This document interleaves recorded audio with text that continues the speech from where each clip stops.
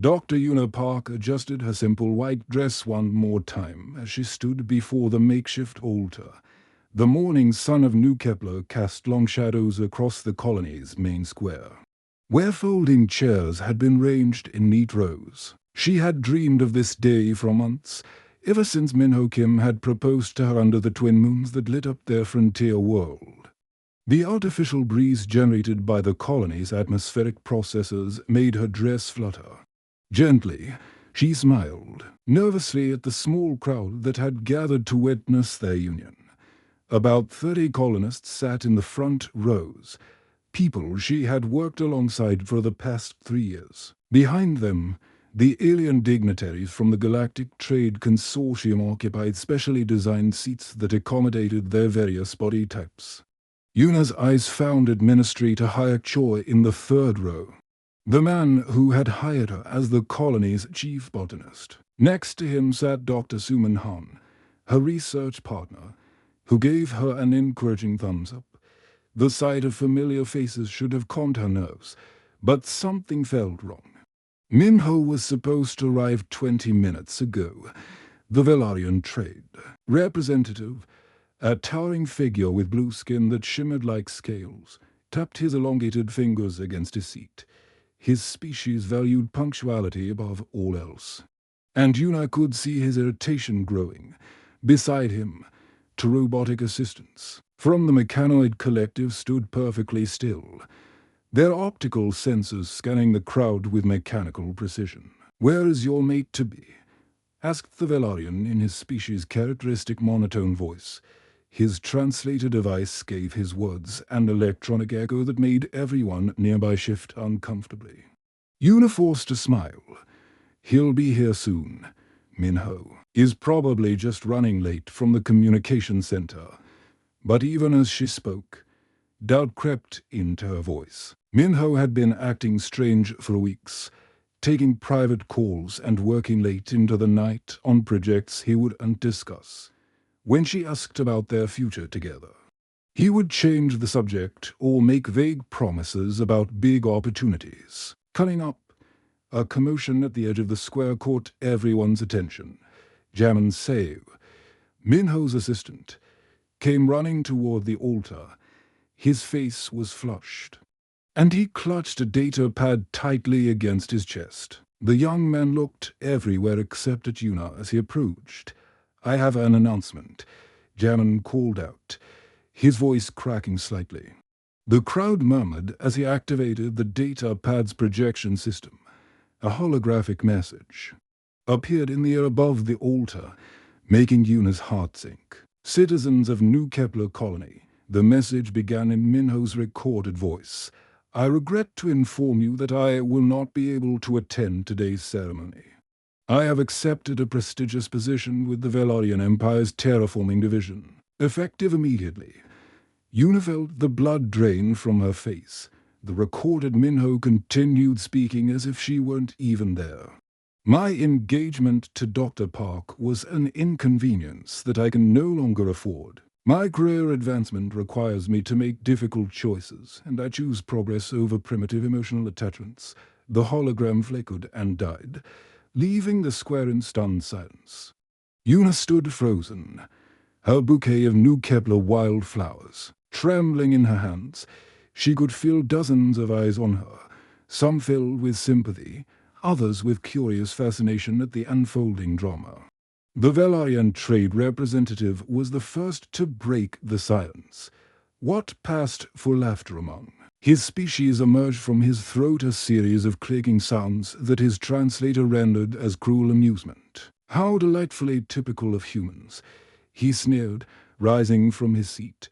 His impressive height of nearly 8 feet made him tower over everyone present.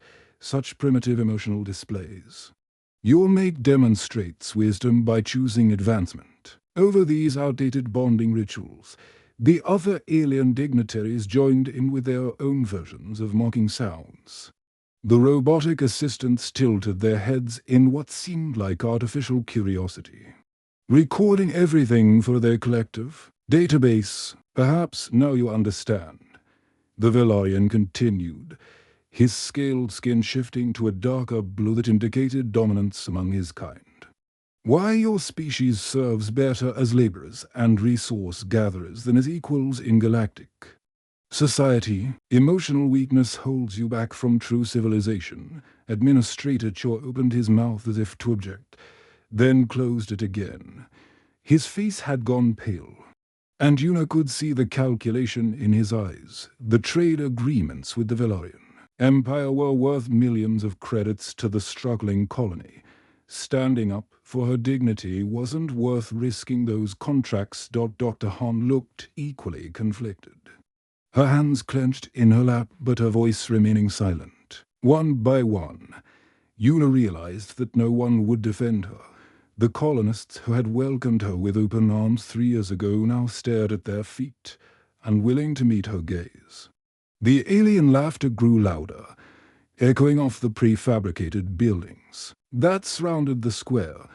Yuna's humiliation burned through her like acid, making her chest tight and vision blur with inched tears. She had dedicated her life to making New Kepler a better place for humans to live. And now she stood abandoned at her own wedding while aliens mocked everything she represented. The bouquet slipped from her numb fingers, scattering purple and gold petals across the altar steps.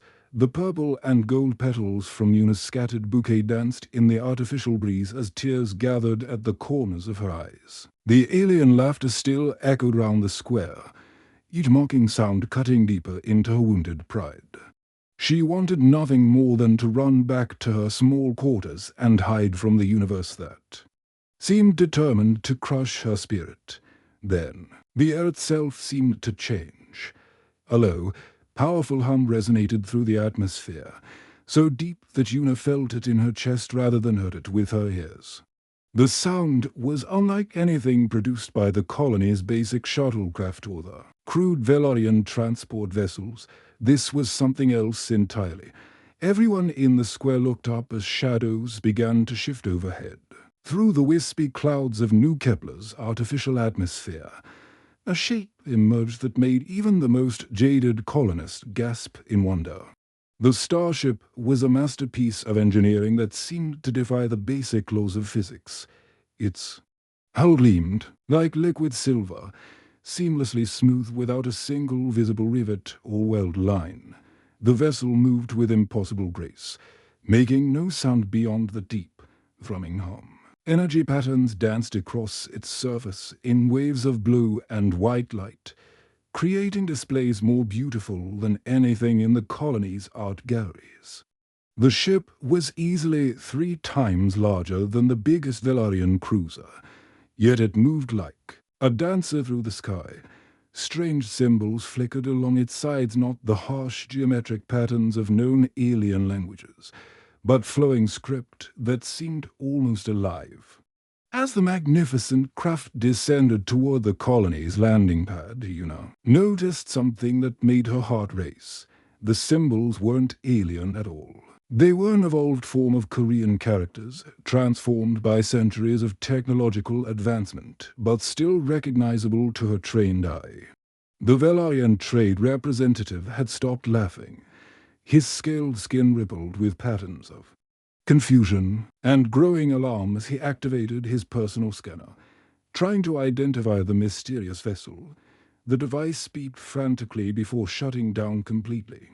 Overwhelmed by the ship's advanced shielding systems. Impossible, he muttered in his native tongue, forgetting that his translator was still active. No human technology should be capable of such sophistication. The robotic assistants from the mechanoid collective whirred and clicked as their optical sensors went into overdrive. Their metallic heads swiveled in perfect synchronization, tracking the ship's movements with mechanical precision. But even their advanced systems seemed unable to penetrate whatever was masking the vessel's true capabilities. Administrator Choi stood up so quickly that his chair toppled backward. His mouth hung open as he stared at the approaching ship, his face cycling through expressions of awe, confusion, and growing hope. He had never seen anything like this in his 20 years of colonial administration. The starship touched down on the landing pad with barely a whisper, its landing struts extending. From the hull like liquid metal flowing into perfect support structures. Steam hissed from cooling vents as the vessel's engines powered down. But even at rest, it radiated an aura of incredible power held in careful check. A section of the hull simply melted away, creating an opening without any visible door or mechanism. Soft light spilled out from the interior, revealing glimpses of technology that seemed decades ahead of anything else in human space. The figure who emerged from the ship commanded attention simply by existing. He was clearly human, but everything about him spoke of wealth and power beyond imagination. His suit was cut from fabric that shimmered subtly in the light, probably worth more than most colonists earned in a decade. Yet, despite the obvious expense, his clothing was understated, elegant rather than flashy. The man moved with the quiet confidence of someone who had never needed to prove himself to anyone. Each step was measured and purposeful as he walked across the landing pad toward the wedding square. He appeared to be in his early 40s, with sharp features and eyes that missed nothing as they swept across the gathered crowd. What struck Una most was his complete calm. While everyone else stared at his incredible ship or whispered among themselves, he seemed utterly unbothered by the attention. This was a man who was used to being the most important person in any room he entered, the alien. Dignitaries had gone, completely silent. The Valorian representative's blue skin had shifted to a much paler shade, and his elongated fingers trembled slightly as he fumbled with his communication device. The robotic assistants stood frozen in place, their optical sensors locked onto the newcomer as if they were trying to process something beyond their programming. As the stranger approached the altar where Una still stood in her rumpled wedding dress, she noticed something remarkable happening round her. The colonists who had been avoiding her gaze moments before were now sitting up straighter in their chairs. Administrator Choi had smoothed down his hair and was frantically adjusting his formal robes. Even Dr. Han looked different, her earlier conflict replaced by something that looked almost like recognition. Though Una couldn't imagine how her research partner might know this mysterious visitor. The man stopped a respectful distance from Una, his dark eyes meeting hers with unexpected kindness. When he spoke, his voice carried the same quiet authority as his presence, but there was genuine respect in his tone that made her feel human again after the alien's cruel mockery. "Dr. Park," he said, and somehow he made her name sound important rather than ordinary. "I am Ji-won Lee. Would you do me the honor of allowing me to escort you away from this unfortunate situation?" Behind him, his incredible starship hummed quietly. In the background, a reminder that this was no ordinary rescue, Ji-won guided Una away from the wedding square with gentle but firm steps, his hand barely touching her elbow as they walked toward his magnificent starship. The crowd watched in stunned silence as the mysterious billionaire led the humiliated bride across the colony's main plaza. Even from a distance, Una could feel the alien dignitaries' eyes burning into her back, their earlier mockery replaced by something that looked suspiciously like fear. The interior of Ji-won's ship was even more impressive than its exterior. As they stepped through the seamless opening in the hull, Una found herself in a space that seemed to bend the rules of physics. The walls curved impossibly, creating rooms that felt larger than the ship's outer dimensions should have allowed. Soft blue light emanated from panels that looked more grown than built, and the air itself felt cleaner and more energizing than anything she had breathed on New Kepler. "Please, sit," Ji-won said, gesturing toward chairs that molded themselves to perfectly fit her body as soon as she settled into one. A small table materialized from the floor between them, its surface displaying a holographic tea service that looked so real she almost reached for it before realizing it was just light and energy. "Real tea," Ji-won said with a slight smile, pressing a hidden control. The hologram dissolved, replaced by an actual ceramic pot and delicate cups that rose from hidden compartments. I find that difficult conversations go better with familiar comforts. As he poured the steaming liquid, Una finally found her voice. "Who are you really? That ship? This technology? None of this should exist. I've studied every advancement in human engineering, and we're decades away from anything like this." Gion's expression grew serious as he handed her the cup. The tea was perfect, somehow exactly the temperature and blend she preferred, though she had no idea how he could have known that. "My name is Jiwon Lee," he began, "and I am the founder and chairman of Lee Enterprises. You might know us by our subsidiary companies Nova Mining Consortium, Stellar Communications Network, and the Human Colonial Development Fund." Una nearly dropped her cup. Those weren't just companies. They were the economic backbone of human expansion into space. Nova Mining provided the raw materials for every human colony beyond Earth. Stellar Communications connected hundreds of worlds across dozens of star systems. The Development Fund had financed the construction of New Kepler itself. "That's impossible," she whispered. "Lee Enterprises is worth more than the gross domestic product of most planets. The founder would have to be one of the richest humans in the galaxy." Jiwon finished quietly. "Yes, that would be accurate. But wealth is just a tool, Dr. Park. What matters is how you use it." He activated a control panel that materialized from the air beside his chair. Holographic displays filled the space around them, showing data streams, financial reports, and what looked like intelligence briefings from across human space. "I've been following your work for over 2 years," he continued, his fingers dancing across the light-based controls. "Your research on symbiotic ecosystem integration isn't just brilliant, it's revolutionary. The way you've figured out how to make alien plant species work together with Earth-based organisms could change everything." The displays shifted to show Una's own research data, but with additional analysis that went far beyond anything she had imagined. Complex models demonstrated how her theories could be applied to dozens of different world types, turning barren planets into garden worlds in a fraction of the time current terraforming techniques wreck. "Yord, my work is important." "Yes," Una said, still trying to process what she was seeing. "But it's hardly worth the attention of someone like you. I'm just a colonial botanist working on a frontier world." Jiwon's expression darkened. "That's exactly what the Velarians wanted you to think, Dr. Park. Your research threatens their entire economic model. For centuries, they've controlled terraforming technology across this sector of the galaxy.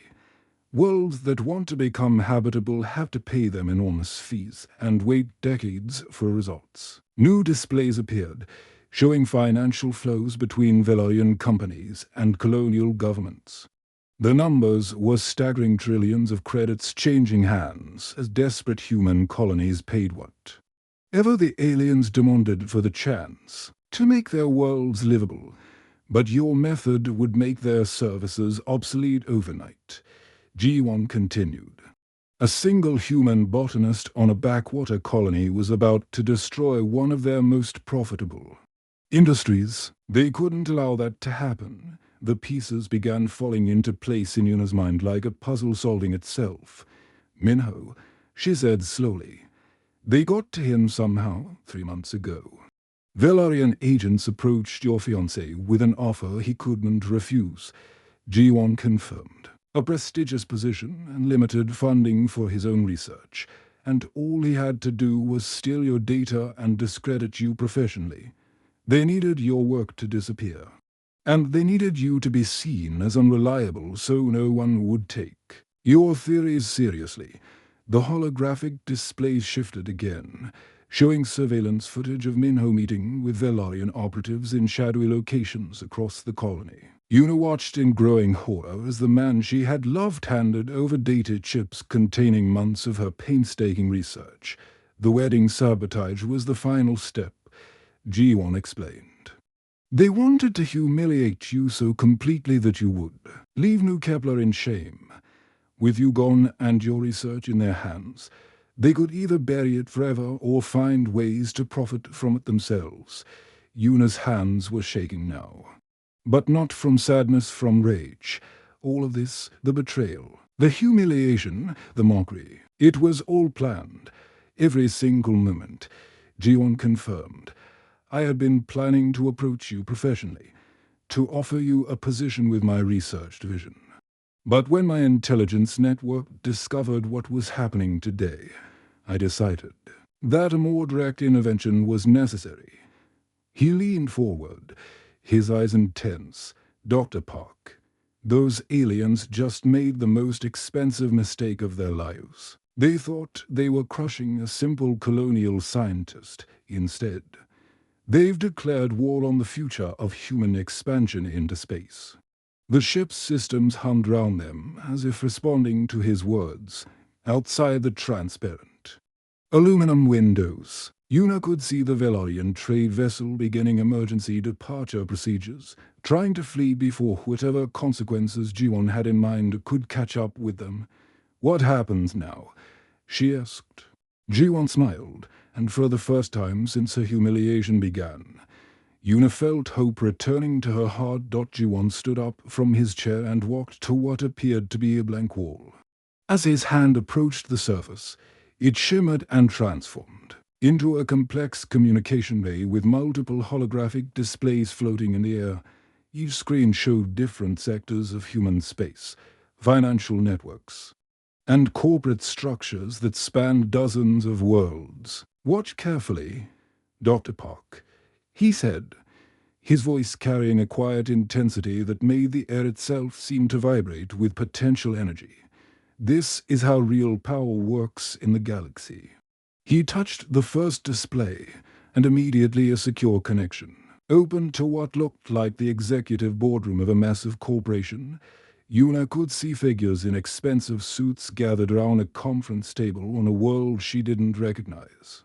Their faces serious as they waited for Ji-won's words. Gentlemen, Ji-won said simply, Min-ho Kim is to be removed from all consideration for any positions within our network. His contract with Velaryon Industries makes him a security risk. Implement immediately. The connection closed without any discussion or questions, within seconds. Alerts began flashing across other displays as the order cascaded through the corporate network. Yuna watched in amazement as dozens of companies across human space simultaneously updated their personnel databases, marking Min-ho as unemployable. Your former fiancé just discovered that betraying human interests has consequences. Ji-won explained calmly. He'll find that his new Velaryon position has mysteriously vanished, and no human corporation will touch him with a 10-foot pole. But he wasn't finished. The second call connected to what appeared to be a government facility, based on the official seals and formal uniforms visible in the background. A woman in an admiral's uniform appeared on the screen. Her expression respectful but alert. Chairmanly, she said. How can the Colonial Defense Authority assist you today? Admiral Park, Ji-won replied. The Velaryon Empire's mining rights in human territory need immediate review. I have evidence of corporate espionage and deliberate sabotage against human scientific advancement. Consider this a formal complaint. Under the Interspecies Commerce Protection Act, the Admiral's expression hardened. Understood. Sir, we'll begin investigations immediately. Their mining operations will be suspended pending review. As that connection closed, Yuna could see through the ship's windows that the Velaryon trade representative was now frantically pacing beside his vessel, his blue skin flickering between different shades as he received what were obviously very bad news updates on his communication device. The third call was perhaps the most devastating of all. This time, the display showed a massive chamber filled with representatives from colonial governments across human space. Yuna recognized it as the Colonial Funding Assembly.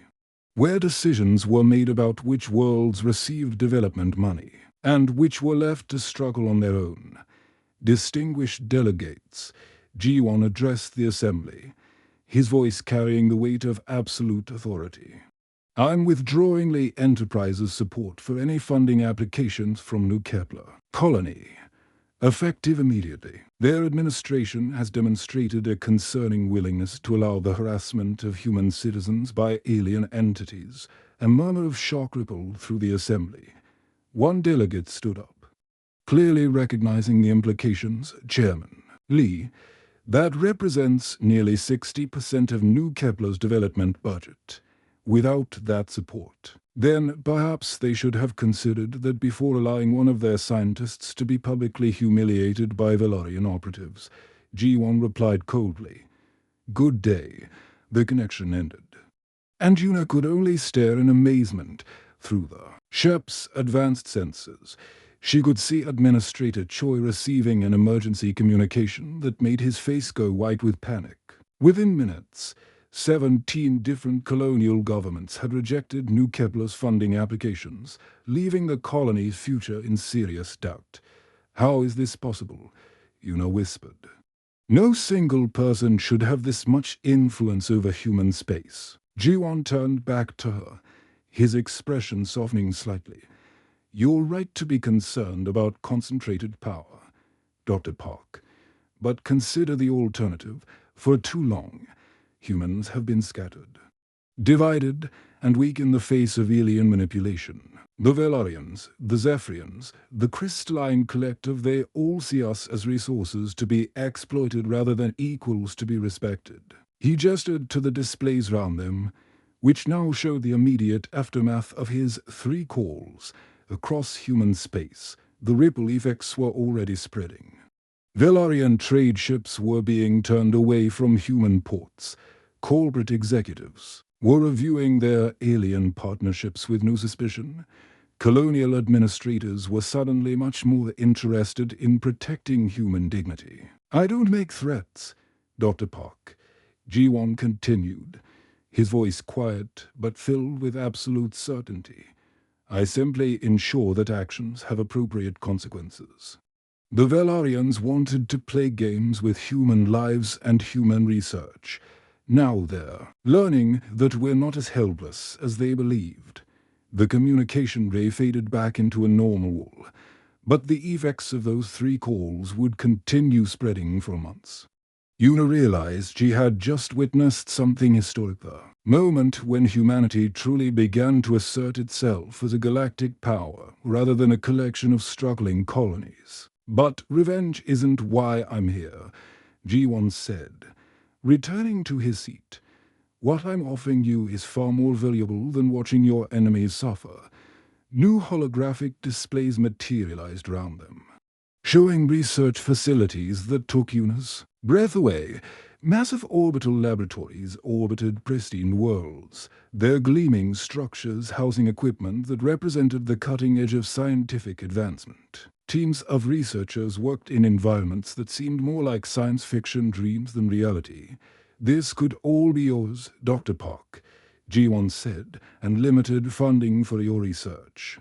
Your own laboratory complex with the most advanced equipment. In human space, a team of the brightest scientists working under your direction. The resources to see your work not just published, but implemented across hundreds of worlds. He paused, letting the magnitude of the offer sink in. The choice is entirely yours, he continued.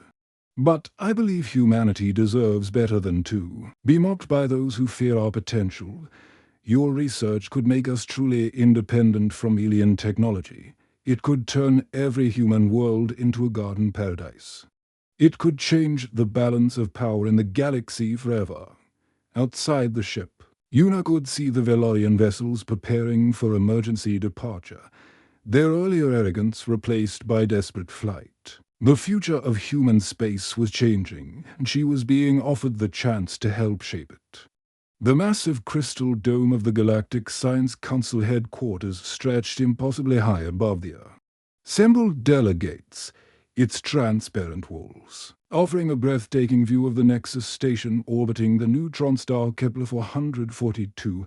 Ships from dozens of species docked at the station's countless ports, creating a constant ballet of arriving and departing vessels that painted streaks of light across the cosmic backdrop. Dr. Una Park stood at the central podium, her once simple botanist uniform replaced by the elegant robes of the Human Research Initiative's director. The symbol of humanity's new scientific authority gleamed on her chest, a stylized earth surrounded by growing vines that reached toward distant stars. 6 months ago, she had been a humiliated bride on the backwater colony. Today, she commanded the attention of the galaxy's most powerful civilizations. The audience before her was unlike anything she could have imagined during her days on New Kepler. Towering crystalline collective entities sparkled like living diamonds in their specialized atmospheric chambers. The insectoid hive queens clicked and buzzed in perfect harmony from their elevated platforms. Even the mysterious Shadowrunners had sent representatives, their dark forms barely visible against the chamber's walls, but it was the front row that held her attention. The same Velaryon delegation that had mocked her at her failed wedding now sat in positions of supplication, their blue skin showing the pale patterns of submission that their species displayed when ignored.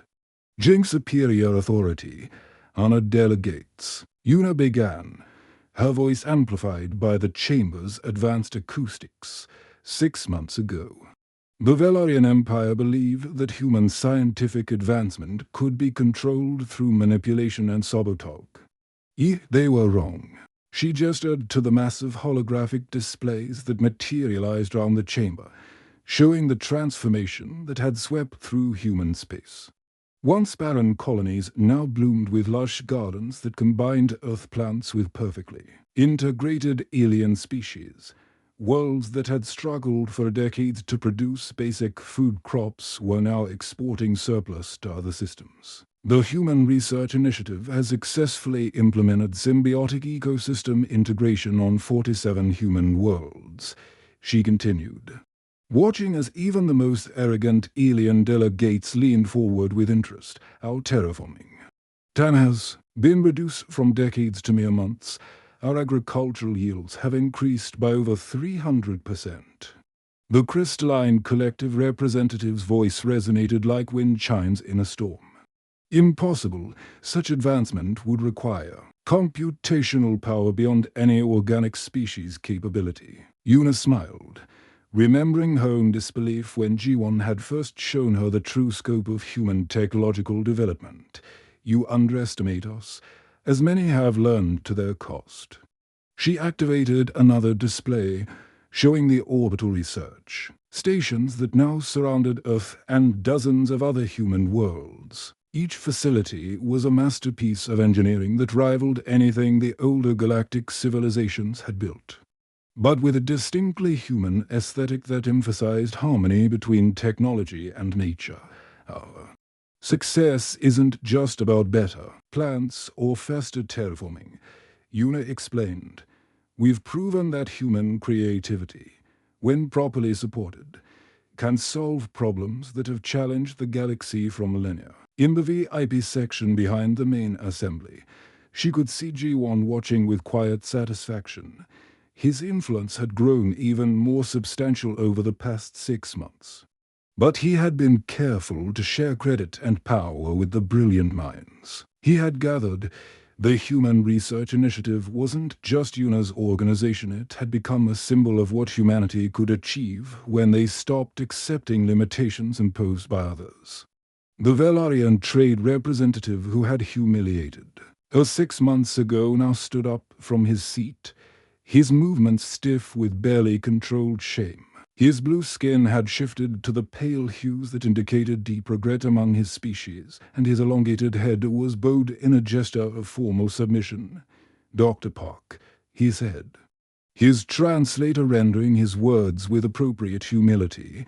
The Velaryon Empire wishes to formally request an audience with your research division. We have reconsidered our previous assessment of human capabilities. The chamber fell silent, This was unprecedented. The proud Villarian Empire, which had dominated terraforming technology for over 1,000 years, was essentially admitting defeat to a species they had considered barely civilized just months earlier. Furthermore, the Velaryon continued, his voice growing even more formal. We wish to offer our sincere apologies for any previous misunderstandings regarding human scientific potential. Our actions on New Kepler were unbecoming of a civilized species. Yuna looked down at the simple ring on her finger, its metal warm against her skin.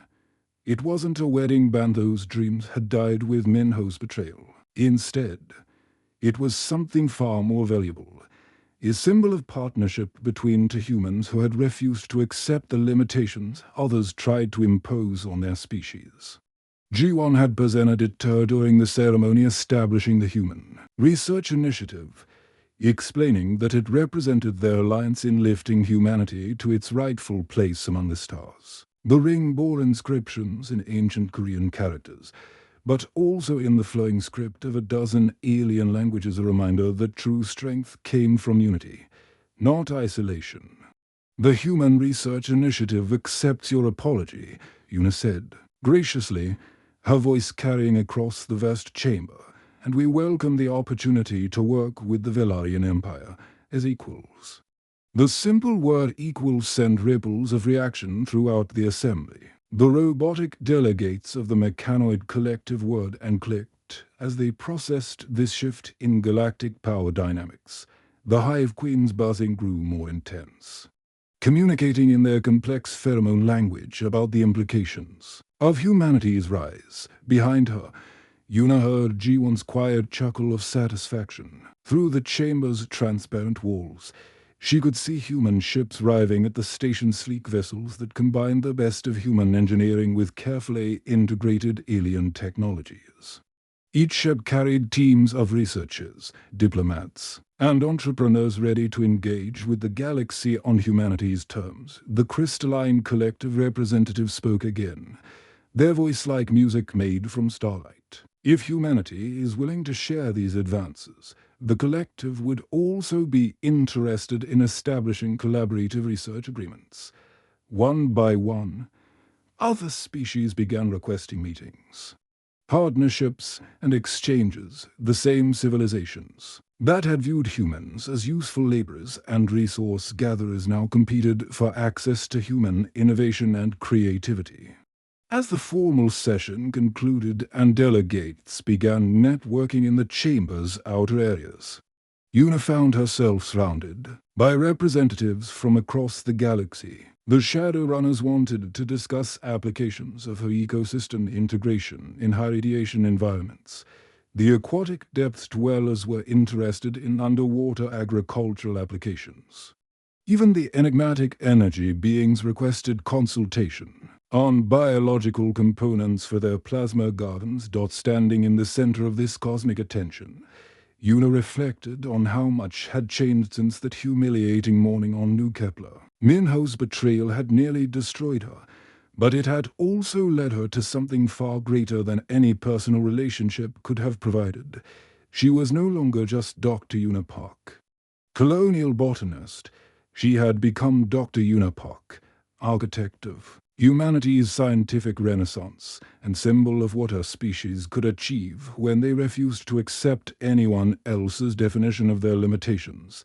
Across the chamber, she caught Jiwon's eye and nodded slightly. He raised his glass in a subtle toast, and she knew they were both thinking the same thing. This was just the beginning. Humanity had finally taken its place among the stars, and the galaxy would never be the same. The E&D